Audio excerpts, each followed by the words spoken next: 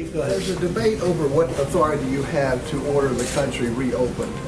What authority do you Well, have? I have the ultimate authority. The President of the United States has the authority to do what the President has the authority to do, which is very powerful.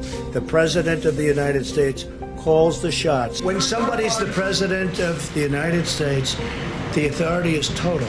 And that's the way it's got to be. Total. Your authority is total. Total. You said when someone is president of the United States, their authority is total. That is not true. Who Okay, told you you know that? what we're going to do? We're going to write up papers on this. It's not going to be necessary because the governors need us one way or the other, because ultimately it comes with the federal government. That being said, we're getting along very well with the governors, and I feel very certain that there won't be a problem. Yeah, please, go ahead. Has any governor agreed that you have the authority to decide when their state I haven't opens asked back up? anybody because But I no one don't. has- You know why? Because I don't have to. Go ahead, please. But who told you the president has the total authority? Enough.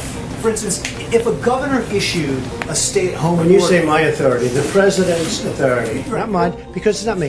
This is when somebody's the president of the United States, the authority is total. And that's the way it's got to be. your authority is total. It's total. It's Your total. authority And the is governors total. know that. So if a The governor, governors know if that. Now governor you have a issued couple of stay-at-home bands of excuse me. You have a couple. Could you rescind that order?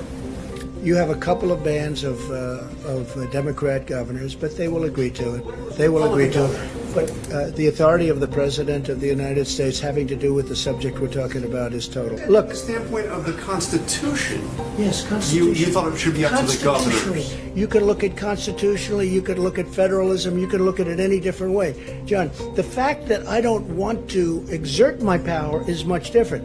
We have the power. Does the federal government have the power?